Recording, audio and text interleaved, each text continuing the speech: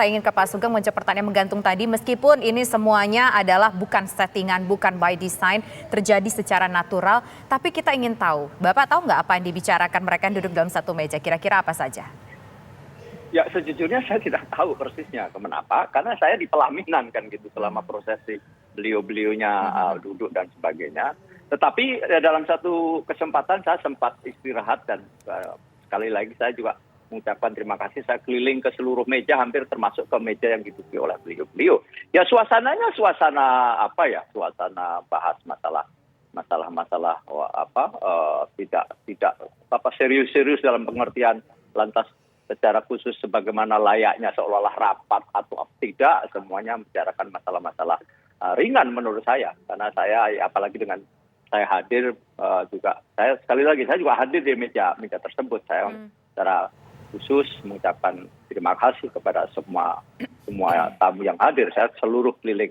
Jadi tidak ada sesuatu yang sifatnya secara khusus lantas dengan demikian ada kesepakatan di situ untuk, nah itu saya kira tidak. Karena sekali lagi semua kami bersyukur ya kan, semuanya juga sudah tahu, tidak perlu ditutupi bahwa ketiga partai itu terus melakukan komunikasi secara baik. Nasdem dan juga Partai Demokrat dan juga PKS. Sekarang kita adalah bicara tentang berbagai persoalan menyangkut tentang masalah platform, masalah fokus ke depan apa, masalah energi misalnya, kita sampai sudah tingkat sepakat. Indonesia sudah tidak bisa, harus segera masuk energi baru terbarukan. Nah yang kayak gitu malah sudah sampai tingkat satu kesepakatan.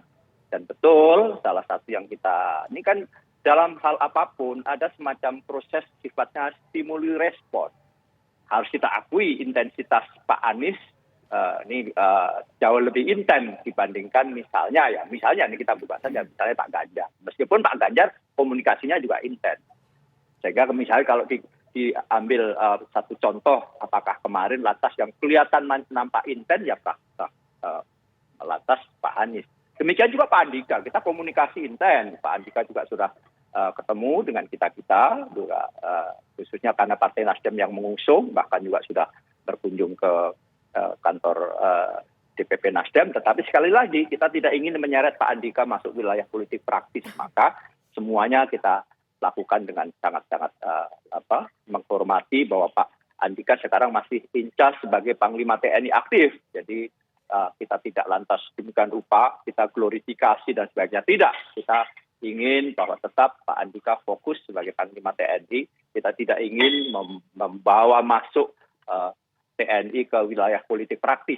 Tetapi bahwa kami sebagai partai politik mengidentifikasi tokoh-tokoh bangsa, putra-putri bangsa terbaik, ya tiga putra terbaik ini termasuk Pak Andika. Even though meskipun beliau masih menjabat Panglima TNI. Nah, ini kan bagian juga dari bagaimana politik etik yang harus kita kedepankan.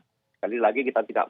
Nah, sehingga hari-hari ini memang kami bertiga adalah lebih membahas berbagai persoalan masalah-masalah kebangsaan, baik dimensi ekonomi, politik, sosial, budaya, dan konstitusi kita, apa yang harus dikerjakan, pembangunan sumber daya manusia, pembangunan infrastruktur dan sebagainya, pembangunan ekonomi yang inklusif, bahkan kita sudah sampai tingkat membahas misalnya ekonomi hijau, ekonomi sirkuler dengan berbagai turunan-turunan kebijakan praksisnya. Saya kira itu. Oke Pak Sugeng. Mas Yunarto, kalau kita lihat bersama dari pernyataan Pak Sugeng, ketiganya sudah menjalin komunikasi secara intens. Apakah ini akan makin menguatkan mereka membentuk koalisi dan juga mengusung Anies AHY? Peluangnya bagaimana menurut Mas Yunarto? Iya, pertama mengomentari apa yang diungkapkan oleh Mas Sugeng, faktanya adalah koalisi dalam Pilpres, faktor pengikat utamanya selalu berbicara mengenai siapa sosok yang disepakati.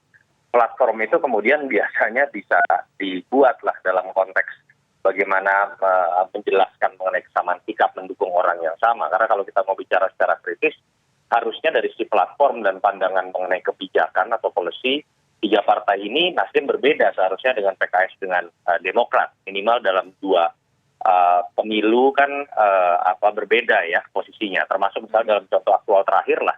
dalam kenaikan BBM, Nasdem bersikap cenderung menerima, dua partai lain cenderung menolak. Mas Sugeng juga ada di Ketua Komisi 7. Yang kedua, pertanyaan mengenai apakah kemudian ini akan mengkerucut kepada Anies AHY, menurut saya kalau dalam konteks mengkerucut untuk memajukan Anies, peluangnya sangat terbuka. Karena tadi, ketika berbicara mengenai Demokrat dengan PKS yang adalah simbol oposisi, dan kita tahu Anies dalam konteks personal brandingnya diposisikan menjadi salah satu tokoh yang juga berseberangan dengan pemerintahan Jokowi, sehingga dua variabel itu mudah bertemu. Tetapi sementara ketika berbicara Nasdem dari 3 nama, tadi Mas Sugeng sudah menjelaskan secara intens juga memang paling sering dengan Anies dengan berbagai macam alasan ya, dan memang secara analisis politik yang paling dimungkinkan dan paling mudah untuk dan punya peluang menang untuk dimajukan adalah Anies Baswedan. Itu tidak bisa dibantah. Tapi ketika masuk ke dalam wilayah pertanyaan mengenai Anies AHY, saya tadi sudah sempat menjelaskan sedikit. Menurut saya itu hal yang tidak mudah untuk diputuskan. Kenapa? Sederhana saja, ketika Anies ini bisa diklaim oleh ketiga partai, tapi kemudian ada variabel cawapres yang hanya berasal dari satu partai, dan adalah ketua umum Partai Demokrat, apa untungnya buat Nasdem dengan PKS? Malah di sini zero sum game bisa terjadi, hanya satu partai yang kemudian diuntungkan gitu. Variabel kedua juga saya yakin Mas Sugeng sudah banyak memiliki data survei, saya belum melihat ada variabel komplementer yang bisa diberikan oleh AHY sebagai seorang calon wakil presiden ketika maju dengan Anies Baswedan. Karakter personal brandingnya hampir mirip, intelektual, muda, lulusan luar, cenderung dekat dengan kaum kota, tapi tidak bisa menggarap banyak kalangan di pedesaan.